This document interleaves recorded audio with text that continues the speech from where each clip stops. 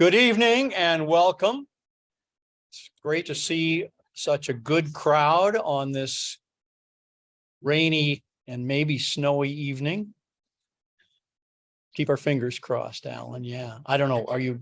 Are you crossing for snow or not? Okay. Okay. I want to welcome you to Glenview Community Church. Many of you have been here once or twice before, or every week for many years. At GCC, we say we're inspired by Christ, enriched by faith, committed to inclusivity, and we serve God as advocates for justice, compassion, and peace. And as part of the United Church of Christ, of course, no matter who you are or where you are in life's journey, absolutely. So again, welcome. And it's a pleasure to welcome you to the Amos Speakers Forum at GCC. And I see that Rosalie, would you stand up, Rosalie?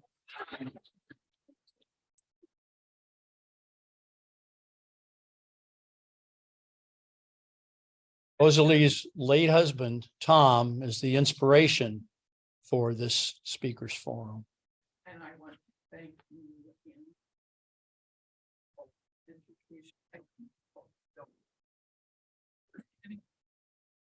For honoring him. Very much appreciated. And just a lovely look. Thank you. Thank you. A couple of other housekeeping notes. I want to thank several people who have been instrumental in getting this good turnout tonight. First of all, Debbie Fosdick. Thank you, Debbie, for providing us with our speaker and introducing me to David. And we really appreciate that. To Dave Aki, who is our tech guru tonight and going to keep us on the straight and narrow. To Tanya McCarthy, Laura Heiser, Meredith Estes, and others who have been very helpful in the pre-program publicity. Our next program, I'm happy to announce, because I just got him to agree, is going to be a visit with Reverend Jim Matarazzo. It's going to be on Tuesday, February. No, that's wrong. Wednesday. Not Tuesday. Wednesday. Sorry about that. Wednesday, February 22nd. Ash Wednesday. Church at 7. Speakers Forum at 8. So come for the imposition of ashes, stay for the Speakers Forum. And by then, I'm sure Jim will have come up with a scintillating topic. And if he doesn't, we can just pepper him with all kinds of questions. Great. I also want to call to your attention that on Sunday, March 12th at 3 p.m. is our annual Concert for Peace. Catherine, did you want to say something about it? Oh, this will be the 9th of this week. It's looking like it's going to be a great program, and we will have both a concert exhibit.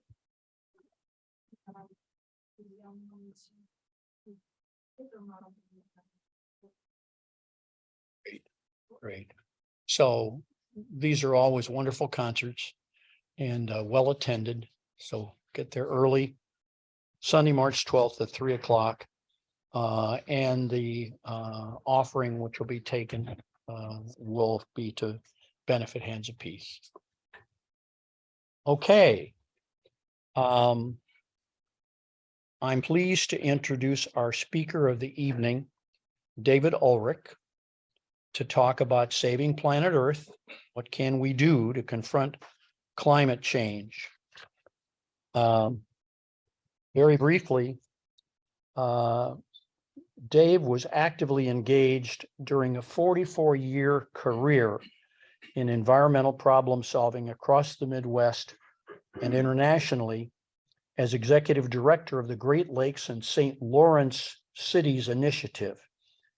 In that role, he advised both the cities along the Great Lakes and other cities along the St. Lawrence River about both economic issues as well as environmental issues, and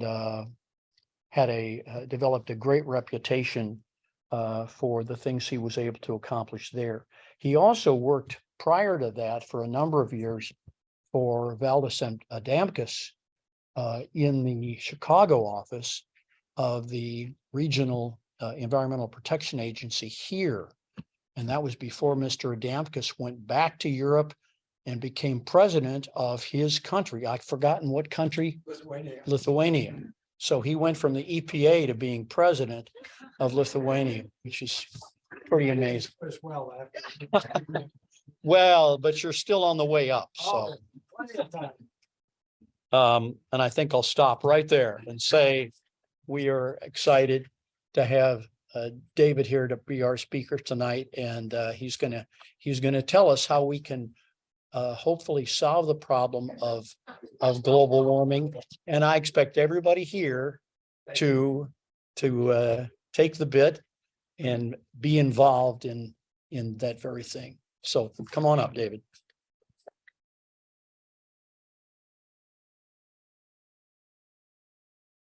Well, thank you very much, Tom. And first of all, thank you all for showing up and coming out on a miserable evening like this. I'm always astounded that anyone would come to listen to me talk. So I hope I don't disappoint you. And now that Tom has mentioned Valdez Adamkus, I could never stop calling him Mr. Adamkus or President Adamkus. I did visit with him 3 years ago in Vilnius, Lithuania, where he is now. But he had a very distinguished career at EPA and was involved in the Lithuanian independence movement and was really instrumental in helping bring down the Soviet Empire. And he is at 96, still very much alive, and consulted with frequently on political matters. And in Lithuania, and with the situation with the Ukraine, it's obvious that there's a lot of concern in Eastern Europe, the Baltic states in particular, with Lithuania, Latvia, and Estonia. But he was a wonderful mentor and tremendous leader. And in all of the briefing sessions we would have, at the end of the briefing session, I was his deputy for the last 10 years, he would say, "Well, David, what is the right thing to do for the environment?" And that was what really guided us all the time. Tom and I had a little back and forth about how he was going to identify me, and we wound up with he was going to, and I'm glad you didn't use it, calling me distinguished. And I never view myself as that, but there was a little event with Mr. Adamkus when he was introducing a friend in at a Senate hearing, although it was a field hearing in Cleveland. And one of my good friends, who's actually an immigration judge now, Sebastian Patty is his name, and Mr. Adamkus was introducing him and said, "Well, I would like to introduce my extinguished colleague." So I felt I was more an extinguished colleague than I was a distinguished colleague. Yeah. So by the end of the evening, we're going to have at least a much better idea on how to save the planet. And I'm going to drag you through a little bit more than just focusing on climate change, because we didn't get to where we are overnight. There's been a lot that's been happening, at least in the 50 years that I've been involved in environmental problem solving. And I'm afraid it's not going to happen overnight. There are no simple formulas or silver bullets to solve the environmental problems, and particularly climate change. it's going to take a lot of hard work from all of us at the individual level, at the community level, at the state level, at the federal level, and very importantly with this issue, the international level. And one of the reasons I got involved in environmental matters is that way back in the early 1970s, late 60s, it struck me that, and those were just more the conventional air, water pollution problems, that they were transboundary, and it was going to really require international cooperation. Now more than ever, we really, really do need that.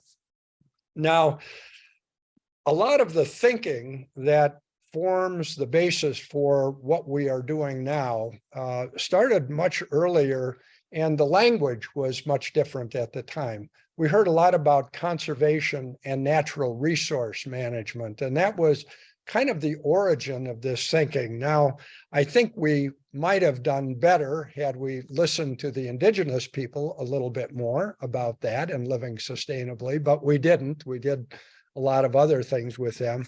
This evolved much more towards environmental protection. Hear a lot about sustainability now, and then a subset of that really being climate change. So I'm going to try to bring us through that evolution of this thinking about how we can be better and do better to God's creation, this planet Earth that we are so blessed to have, and see whether or not we can do a better job in the future than we have in the past. I think we're going to have to count on our children and children's children and great-grandchildren as well to really finish the job. But it never will be done, I'm afraid. So conservation and natural resource management is really how a lot of this thinking began. And as I mentioned before, indigenous people seem to have a much better sense of, how many buffalo can you kill and still be able to have more in the next year, and the wildlife and how you treat the forest and things like that. But unfortunately, we did not really listen to and learn from the indigenous people. Interesting, one of the real wonderful thinkers about this issue, and the book's name is Braiding Sweetgrass. I don't know if any of you familiar with that at all. Robin Kimmerer. I highly recommend that book. She's a PhD biologist, I think, ecologist, who has really brought traditional knowledge and modern science together to have a better understanding of the planet and what we can do to protect it. Some of the earlier writers, Ralph Waldo Emerson and Henry David Thoreau, started to put thoughts about this in writing to expand our awareness of the importance of the natural world. We hear a lot about Teddy Roosevelt, and he was an early thinker and along these lines. I think he killed too many big animals along the way, but not everybody is perfect, and he wasn't either. I do recommend the biographies of Teddy Roosevelt. They really are quite interesting. And then from my old home state, I'm a cheesehead, as well as a couple of other people here. Aldo Leopold was one of the first real sophisticated thinkers about the science of ecology. Too much, and it still happens today, we break down things into silos. And he was one of the first people who really understood how everything relates to everything else. And you can't segment one thing from another and think you can solve one thing without thinking about the collateral effects in other areas. Interesting note on him, his famous book is a Sand County Almanac. And the introduction to that book, he wrote a little letter of introduction, and he dated it March 4th, 1948, which was the day I was born. So I don't know if my mom, had something going with Aldo Leopold or whatever it was, but I thought that I was kind of destined. The other thing, March 4th, 1835, I think, or 37 is when Chicago was founded. So I was destined to wind up in Chicago as well.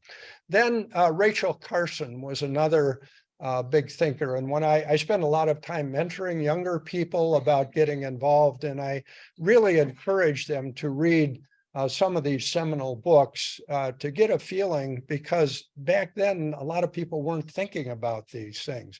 And her book, Silent Spring, really was an awakening in terms of what the pesticides in particular and chemical fertilizers were doing to the bird populations. She's got another book that doesn't get as much attention, but I think is almost even better. It's called The Sea Around Us. And although we've got the inland freshwater seas here in the Great Lakes, she talks a lot about globally in the seas around us, if you will. So I recommend that as well. So that was some of the early foundation for what we did. And when people like your own Debbie Fosdick and Kathy, then Bjork, now Marquis, and I were all tromping around Madison, mostly staying out of trouble, but getting in trouble every once in a while. It was a lot of the focus was on the war and civil rights, but environment was a big issue at that time. That was when the real awakening began. And the Earth Day that occurred on April 22nd of 1970 was really a launching pad. Prior to that time, it was pretty much in the hands of state and local government to deal with environmentally related problems. And most of that was local health departments, and there was a real public health focus to it. And I guess it was primarily our good friend, the Cuyahoga River. And I guess this was November of 1969 when it caught fire. The thing is it had caught fire many times before, and I think after that, as did the Chicago River, the Detroit River, and the Buffalo River as well. But it was actually this picture in Time magazine in December of 1969. I was majoring in English and about ready to go into a career in teaching. And I saw that picture, and I had spent a lot of time on the lakes of northern Wisconsin. And I looked at that and I said, this has got to stop.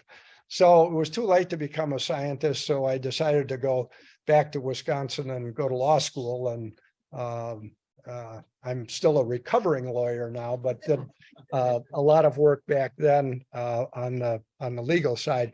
And the federal laws that were passed in the 1970s really resulted in a dramatic change in cultural change in our country, and in terms of the relationship between government and corporations and cities in terms of what they were putting into the water and into the air and onto the land. So I had the good fortune of being on the ground floor when all of that got started, and it was a very exciting time. And in fact, the amount of progress that was made in the 1970s was really quite dramatic.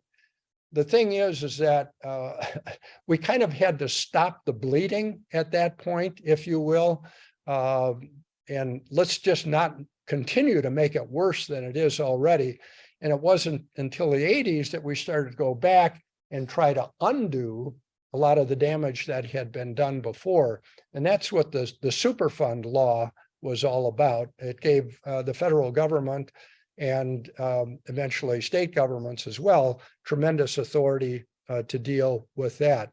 One of the things that I really wasn't aware of at all when I went to work with the federal government was the dynamic that existed between federal, state, local, and tribal governments. And for far too long, tribal governments and their treaty rights were ignored. And a lot of the treaty rights involved not so directly the environmental protection side, but the rights to hunting and gathering, which were affected dramatically by environmental quality. So in the 80s, the tribal governments started to get much more involved.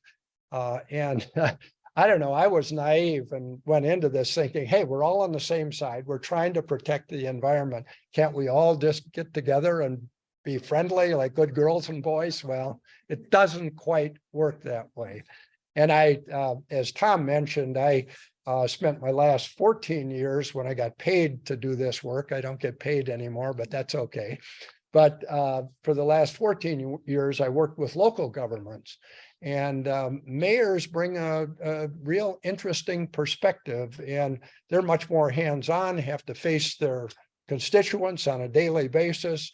And, you know, for beginner, they got to get the snow plowed and the garbage picked up, and then, you know, deal with a lot of other things as well. So that dynamic was very interesting. Obviously, the private sector has been a major factor in all of this. And it's tremendously interesting to see the different cultures in the different corporate world, and progressively. And I think that the very strong regulatory program of the 1970s was necessary to bring about the cultural change that really needed to happen.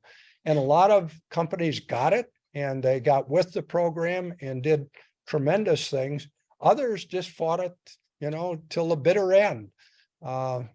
I wasn't going to name any names, but Dow Chemical and U.S. Steel Gary Works were two that I tangled with, and they fought it tooth and nail, you know, almost to the end.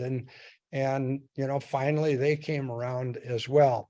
So the private sector is very important. And I really do think, and I had the good fortune of 14 years in the nonprofit sector, I believe that, and with the organizations that many of you are involved in, that there's a real future in that. There are limitations as to what the governments can do and what the private sector can do. There's a lot more flexibility with nonprofit organizations in terms of what they don't have the formal legal authority. But I like to think that a lot of the groups have moral authority and can really bring about positive change. As I alluded to before, we really are all in this together. We only have one planet Earth. And if we cannot do a better job internationally and cooperatively, we're just not going to make it. I did have the good fortune of being in Paris in 2015 with a group of mayors that former Mayor Bloomberg and Mayor of Paris, Anne Hidalgo, called the mayors together, even though we were not formal members of the international negotiations of the Paris Accords, that laid some real good groundwork for climate change in the future, for dealing with climate change in the future. But it was very clear to me there that working with other countries, and there was quite a large indigenous representation there as well. You know, again, it's been very slow progress, but gradually we are making some progress. So that was the kind of more formal environmental protection side of things. And over the last 5 to 10 years, we've heard a lot more about sustainability and doing a better job of looking at how environmental issues relate to social issues and relate to economic issues as well. I think many of you have heard about environmental justice and the concerns about how underserved communities are disproportionately affected by environmental pollution. Altgeld Gardens, the south side of Chicago, where Barack Obama did some of his first community organizing, tremendous PCB contamination, and you know, the big hazardous waste and solid waste landfills right across the way. That's just a microcosm of the macrocosm that is occurring in many places around the country. So recognizing this interrelationship is important. One of the frustrations I've had with talking about sustainability is whenever I start pushing the issue, and I'm on a college board of directors and board of trustees in northern Wisconsin now, Northland College, and I say, well, we've got to focus more on sustainability. Well, what do you mean by sustainability? Everybody defines it differently. So I said, well, let's try to agree upon something. And I always stick with a relatively simple one, and that is the use and enjoyment of resources today in a way that does not compromise the use and enjoyment of future generations. I'm sure it's far from perfect, but, it is at least a working definition. Normally don't drink bottled water, but that's okay, Dave. Yeah, we've got all this good water around here, but, there are a lot of examples about unsustainable use. All you have to do is look out west a little bit at the reservoirs now. Sure enough, 41 inches of rain in the Bay Area since October.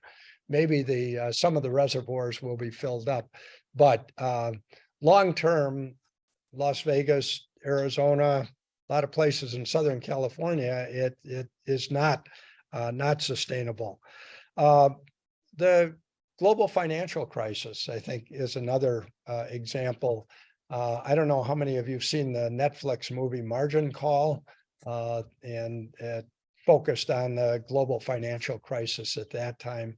And I don't know, just a small portion of that was the bundling of mortgages. And you think if you bring a whole bunch of mortgages together somehow or another, magically, they'll all be high grade and, reliable. Well, that turned into be a house of cards. The other thing that I don't think is really sustainable is the kind of income gap that exists in this country and globally as well, which I understand got even worse over the last 1 or 2 years. So there are too many examples of unsustainability out there.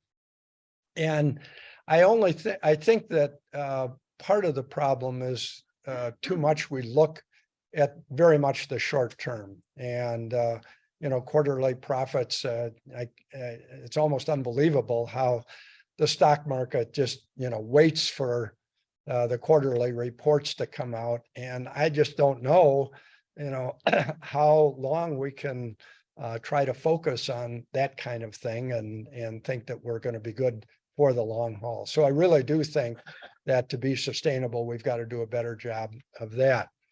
So finally, I'm going to get to the topic that I'm supposed to be talking about, and that's climate change. But this is all important background. So what I would like to do is get a little audience participation at this point. And, I've got a couple of things that I'm doing and I've got in mind about climate change, but I want to ask any of you out there about what you might be doing to address climate change. Debbie, I'm sure you would like to start out this and Recycling. okay, good. Taking my own bags to the grocery store. Good. I have a brother who does way more than I do. So Okay, Scott. between the two of us, our carbon footprint is quite good. Oh, good. Is it getting smaller? Well, I bought a plug-in hybrid a month ago. Very good. And I was shocked that when I called dealerships around here in Wisconsin, a lot of them said either they never get any plug-in cars, or they said we get one a year. And I wonder, I never figured out why they get one. Maybe just so they could put it out for show. But you got it. Yeah, I mean, I've got on the list and they called me when they came in and paid about the price to get it. And that's kind of, one person doing that isn't gonna solve things. I found it.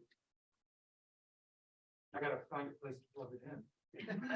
Yeah, that is a problem. But yeah, I've been driving a Prius for 16 years. wonderful. I have to say, the first time I parked in our church parking lot, because I had this revelation that I needed to do this, I expected to see Priuses all over the parking lot. And you didn't. Still own the own. A car, and if it would plug in, it would be better. Yeah. Well, those are some of anybody gone solar on their roof yet? Not yet. Look at it seriously. I did last fall. And, it hasn't knocked the socks off my utility bill yet, and particularly over the last couple of months. And I'm in the city, and I've got an east-west exposure and two buildings that are a little taller than me. But they said that it would be 98% of my electrical needs over the course of the year. So I'm counting on the summer to, get the metering up. Deb. I'm loath to ask this question, but I have friends who have gone either pescatarian or vegetarian, or in some cases even vegan. And for many of them, it's not just a matter of animal rights, but they believe that it's better for the environment. How do you feel about that? Absolutely, no question about it. No, the grain-fed animals are both in terms of the methane that they generate and the amount of land that they take and the amount of energy that goes into getting a unit of protein versus what you can get out of rice and beans, for example. It's huge. I don't have any quantifying numbers related to it, but our diet is a really, really important thing. Well, for starters, one needs to recognize that there is a problem. And Oscar and I were talking about whether or not the Chinese had called COVID a hoax. No, it was really climate change, and our former president referred to that as a hoax, and you hear it in many places today. But it doesn't take much to see that this is a real clear and present danger to us that we've got to deal with now. And it's so fascinating how the language changes so quickly. How many people had heard about atmospheric rivers until now? Or bomb cyclones? I mean, that was the winter. And this is like dramatically different. I've got I only found this morning, so it's not on my slides. But this, and I'll pass this around so you can look at it. And if it doesn't make it back, it's okay. But this is ice cover on the Great Lakes. And, this was the greatest year, which was 1977. And I think, well, this was 2013. This is where we are as of, I don't know, a couple of days ago. The ice cover, that there's almost no ice covering the Great Lakes right now. And the interesting thing about that, if you lived in Buffalo and were there whenever it was December 22nd, 3rd, 4th, and they got 8 feet of snow.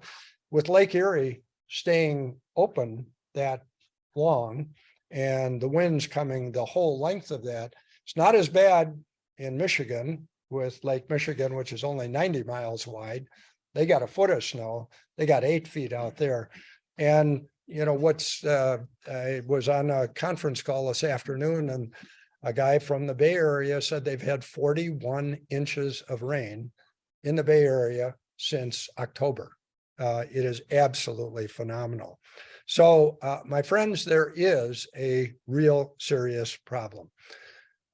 Just a couple of the things that I think I would suggest that we look at. So electric vehicles, I got a plug-in hybrid as well in October.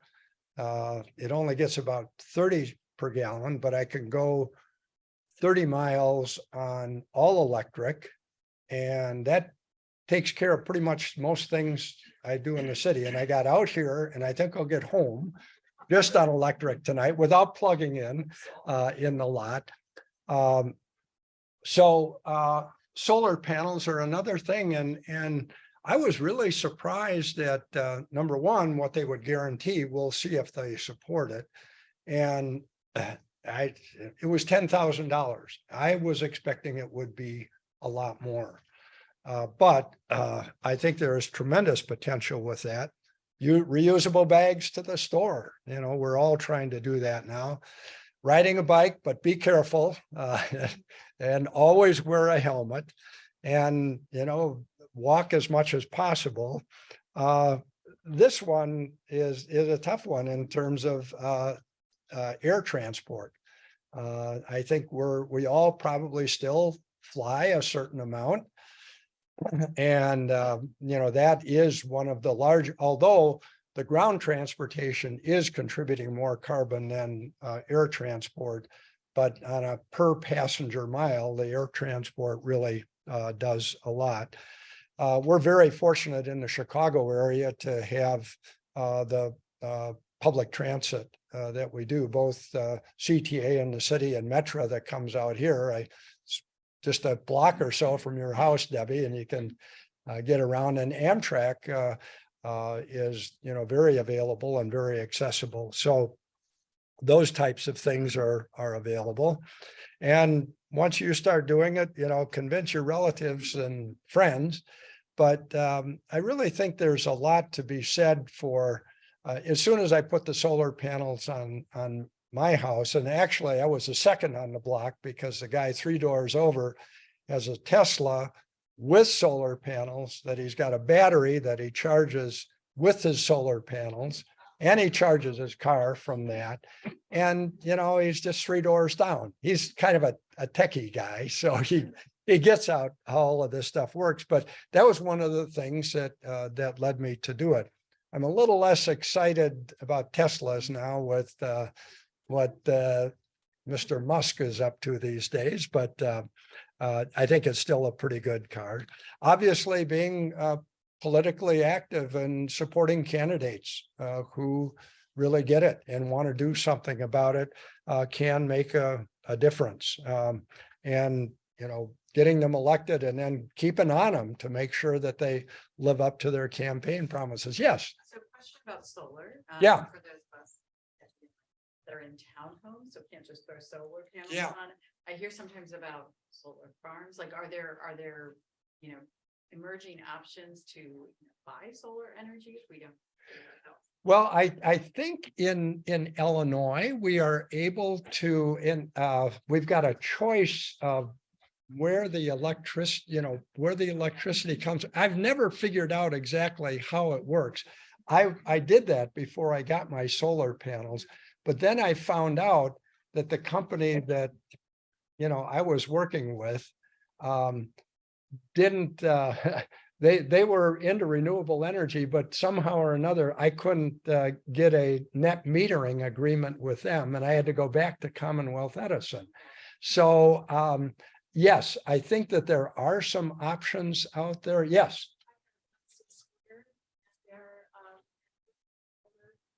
Just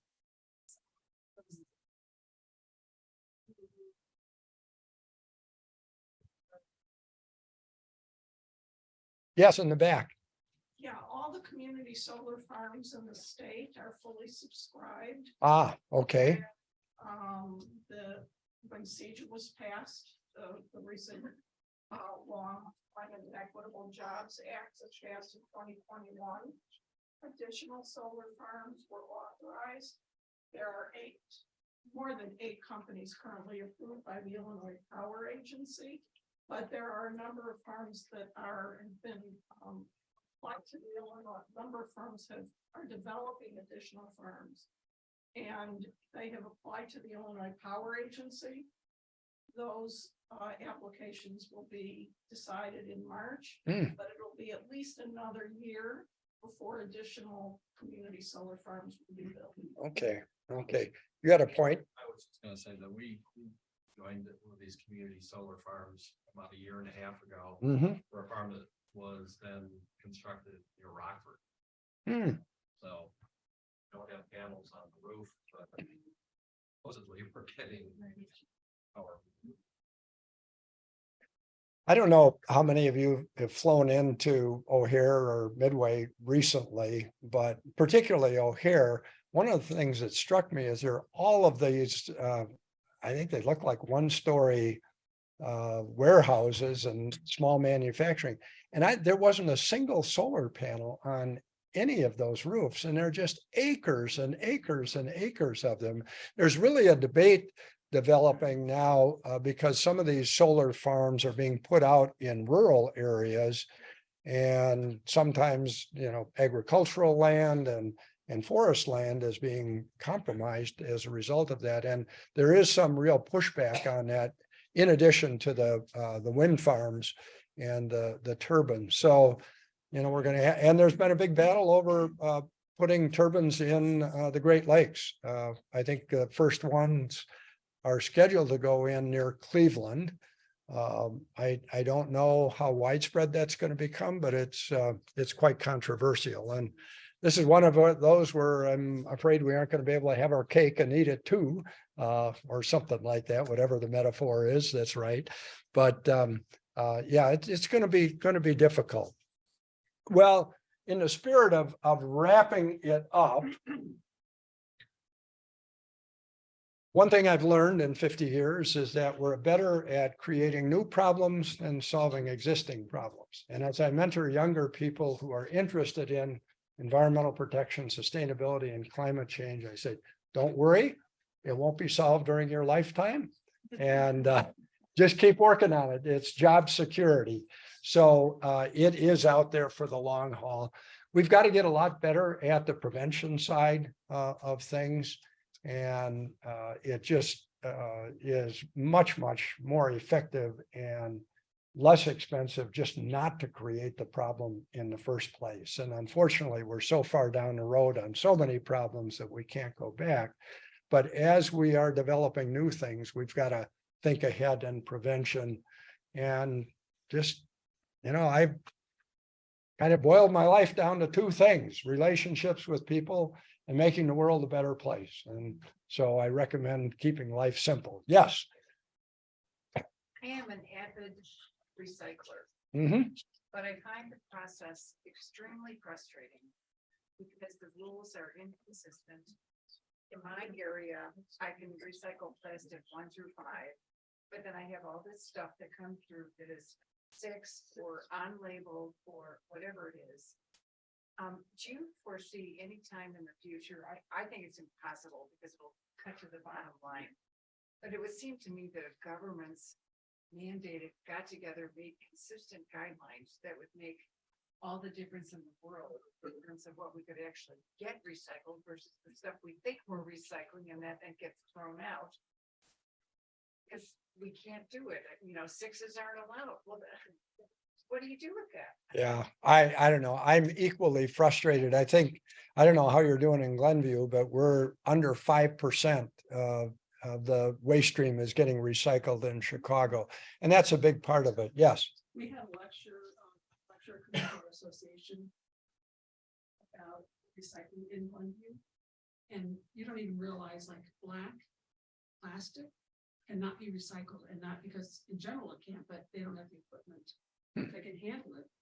And the recycling centers here. So things that even, Mary, that you think are good, aren't good. They can't be, they've just taken out and thrown away. Wow. Yes. I think that it's still going on, that China used to buy our plastics for recycling and they stopped doing that. And so the real solution is not better recycling. Well, we need better recycling, but it's just to stop using so much plastic, and you can now pay a small fortune for a silicone baggie and, wash it and reuse it. And, I have an embarrassingly stuffed cabinet with plastic containers that I reuse. And I don't buy Tupperware or anything like that anymore. I just use all this junk. Now, I had a friend tell me that, who's very committed environmentalist, but she said she just was not going to wash out plastic bags anymore. She just couldn't do that. Yes. So a related question about reusable bags. I'm all for it. And our son from Berkeley, California is all for it. My wife is, anyway, everybody's for it. But when I go to the grocery store, I ask for paper because I want to be able to put our garbage in that. Yeah. And not bag it in plastic. So is there a middle ground? Well, I think, yeah, ideally you bring a bag and continue to reuse it all the time, but certainly paper is infinitely better. than the plastic, I think at least. And, it does biodegrade and decompose. And if you use it for other things, I mean, I forget to bring my bags there every once in a while, and I absolutely refuse to get a plastic bag. And often I'll leave with my pocket stuffed with things. But I get a receipt to make sure people don't think I was shoplifting. Yes. I may have an unpopular premise, so just first I ask you to see if you agree with this, and like I buy carbon credits when I fly, Mhm. I recycle, do all this kind of stuff, but I'm extremely pessimistic on moral suasion solving the problem. I think it has to be reflected to the bottom line eventually, whether it be your personal bottom line, your corporate bottom line, the government. And to that end, so first part, two-part question. Do you think I'm right? Maybe I'm a down with people kind of guy and I'm wrong. We can all get there by love and peace. I am in a church, but Well, I don't think, if I can address that, I don't think it's an either or. true. And I don't think it's going to be all moral suasion. I put solar panels on. I didn't crunch the numbers. Right. I don't know if it's going to be a 3-year, 5-year, 10-year, 20-year payoff. I'm a bleeding heart tree hugger type of guy, and I'll do it. And I can afford to do that. So there are some goofballs like me who will do that. But and this is a very interesting thing. I don't know how many of you, I certainly hope you haven't spent a lot of time with the Inflation Reduction Act, but there is $368 billion worth of incentives that are going to be taking, and it's for batteries, it's for, airline fuel, it's for every possible thing, and, for buying cars and rebates on cars and things like that. So there is a recognition that it's going to take, bottom line financial types incentives. And, we've been, giving subsidies to the oil industry and the timber industry forever. So why not have subsidies for these types of things as well? So that's going to happen. It's going to be a big battle in between the House and the Senate in appropriations this year. But I think it's going to be a combination. Some people will do it because it's the right thing. Other people will wait for a financial incentive to do it. And to that point, given divided government,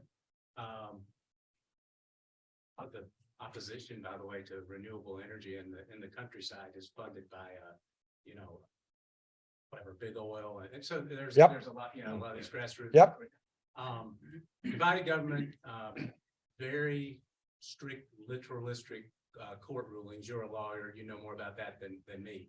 And a deglobalization going where we can do everything perfectly, but if China keeps building coal plants, it's all over.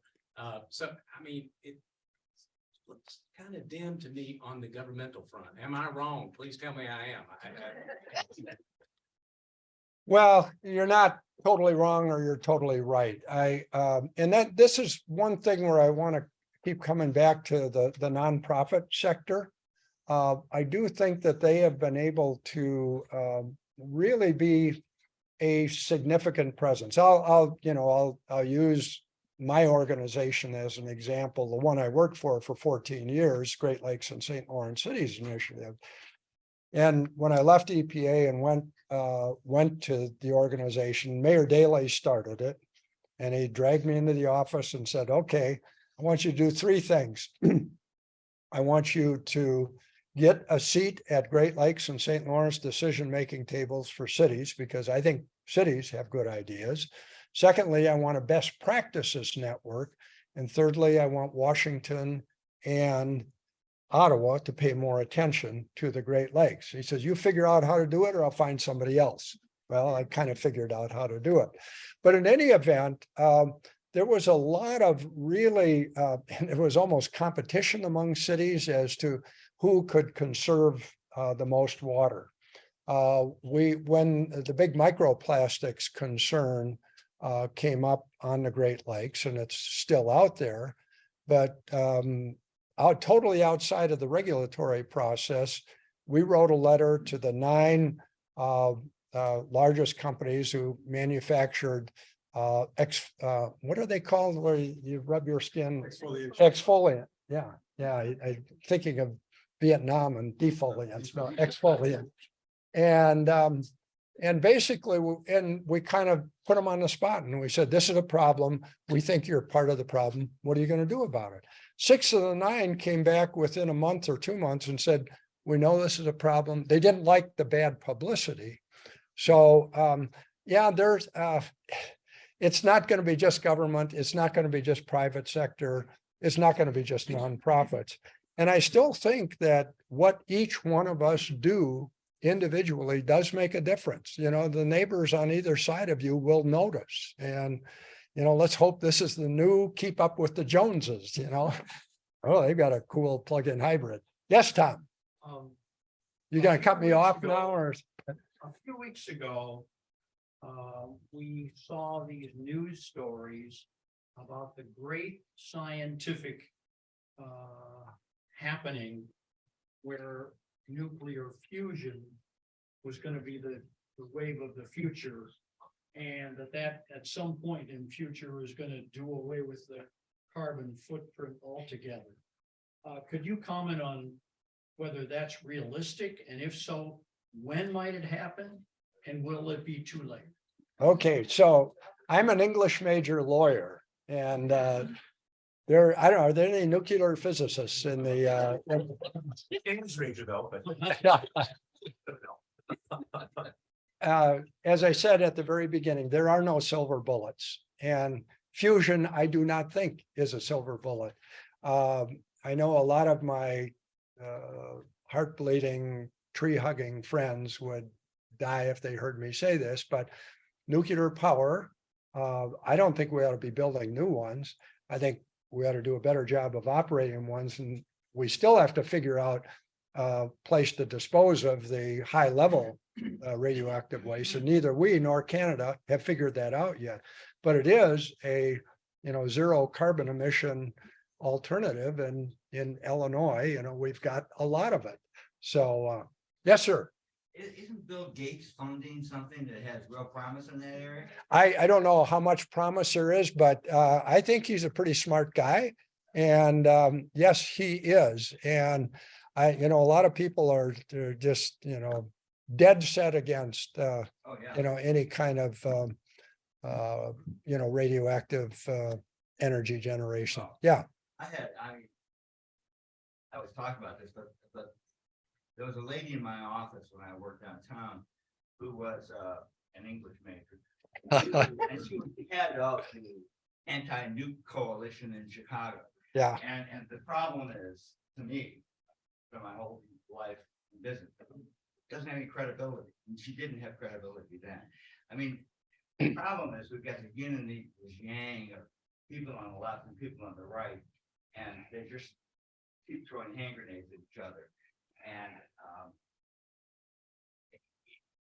empirically, though, she just didn't have the background to criticize the way she was on television all the time, and she just didn't have the weight, you know, technologically, I'm talking, for me to listen to it.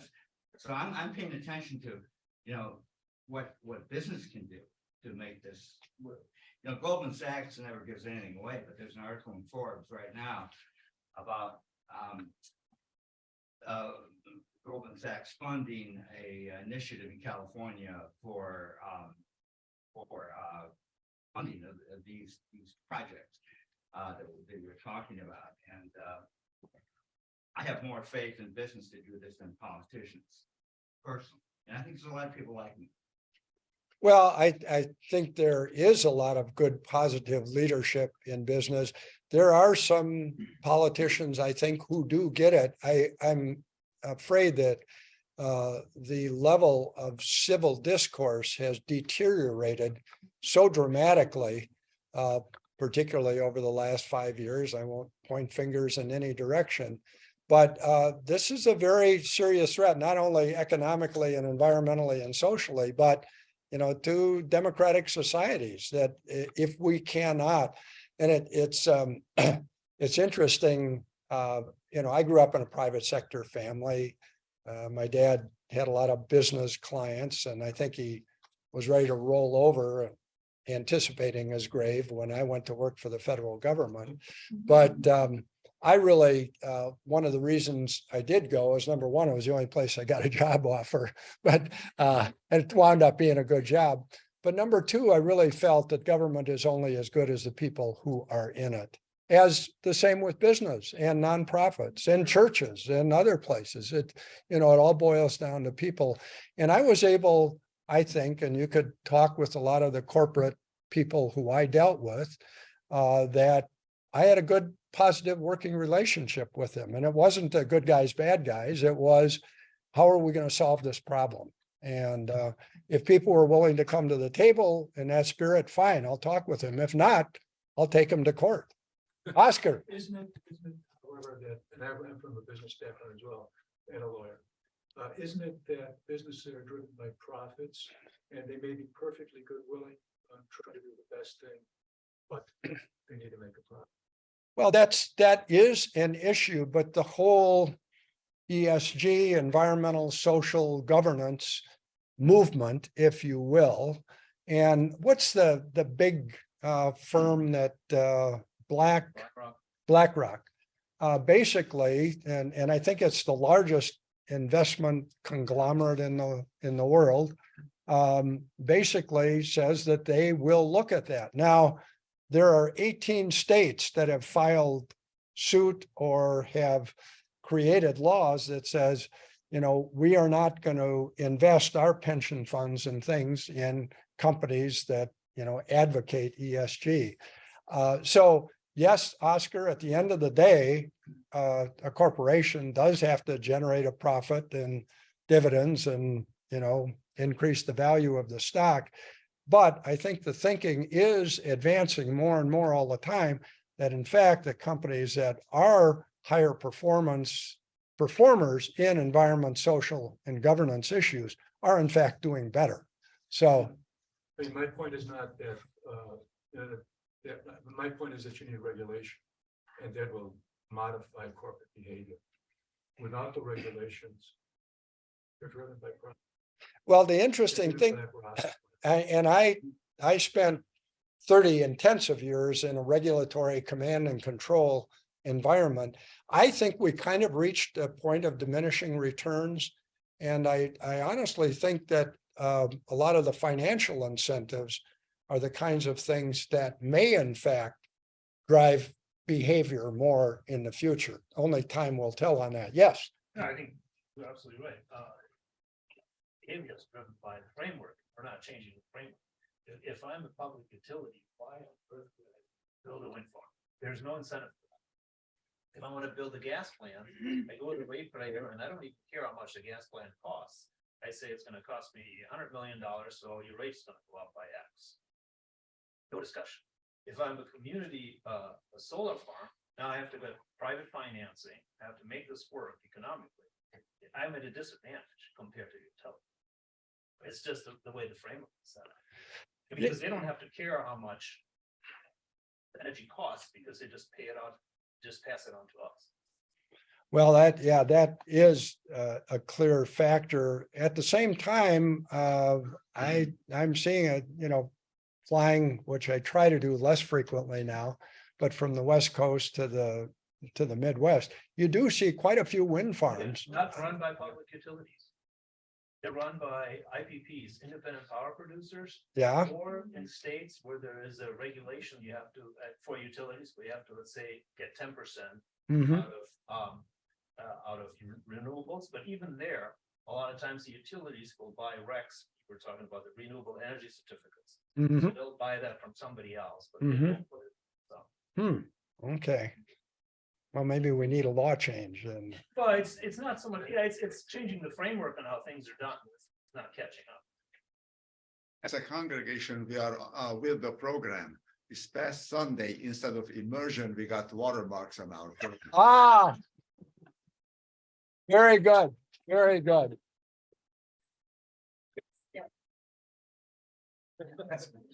That's a hard comment to follow. Yeah. So meanwhile, in the state houses, news I read the days that Ohio has, Governor DeWine of Ohio has signed legislation that declares natural gas as green energy. And it's legislation, it's a template promulgated by the American Legislative Council, ALEC. And so it's likely to sprout up in all sorts of other states now. And the defense is, well, relative to coal, Oh, natural yeah. gas is, produces fewer emissions. So buckle up. Yeah, well, yeah, it So is now gonna it's- be, It's the, it's gonna be a real battle. it's Orwellian kind of, so that the natural gas is clean. Yeah, well, I just came back from Wyoming and in the state legislature, a resolution has been introduced to ban the sale of electric vehicles as of 2035 In Wyoming. in Wyoming, yeah, so, Well, David, yeah, Kathy. It's a conundrum, because you have a conundrum, you have a group of people who are looking at alternatives and developing alternatives in science work. And then you have people who are looking at the flaws of everything that comes up that could be environmentally better for us to use. So you just name it, the wind farms, are you gonna have like somebody standing up and getting 10 points, why actually that's creating more pollution and more environmental damage, or you're plugging cars, oh, well, there's 10 reasons why the battery costs and the battery materials that are used, the rare materials that are used. So we're always being buffeted, and so we can't rise above it. And then to the gentleman's point in the back there, then you're told like these products on your grocery store shelf have hazardous types of things, or certain kinds of toxins. Well, they're on your grocery store shelf. I mean, take them off the shelf. Someone should be in charge of removing those things from the shelf. You don't want me to use plastic wrap anymore? Okay, like take off, get rid of it, give me something else. But it's always there. Yeah. And there's always people that are gonna just kill, every new idea. Because there are probably flaws in some of these things, right? They're not perfect. No, none of them are. I mean, they're kind of alternatives in a way, but we hope that they're better.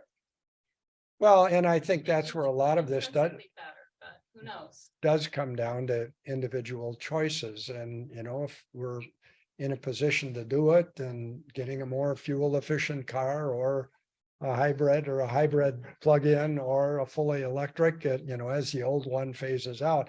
And the battery issue, I know a lot of the pushback I was hearing was that, what's going to happen to all of these lithium batteries when they wear out? Well, apparently the private sector, the market, has already stepped in and is effectively recycling these batteries. I have no idea exactly how they do it, but the biggest problem is that there isn't enough feedstock of old worn out batteries to make it profitable, yet they need a larger volume of them. Now that's going to change relatively quickly. I know getting around in Chicago now, the number of Teslas in the city is pretty phenomenal. There are really a lot of them. And then there are a number of other plug-in hybrids, and hats off to you for your Prius at 16 years old. Oh, sorry. Great.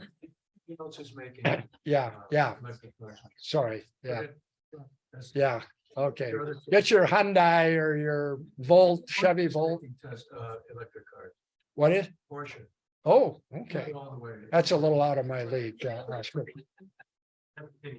Well, Tom, I didn't see anybody fall asleep, so did we do okay? This has been great. Thank you.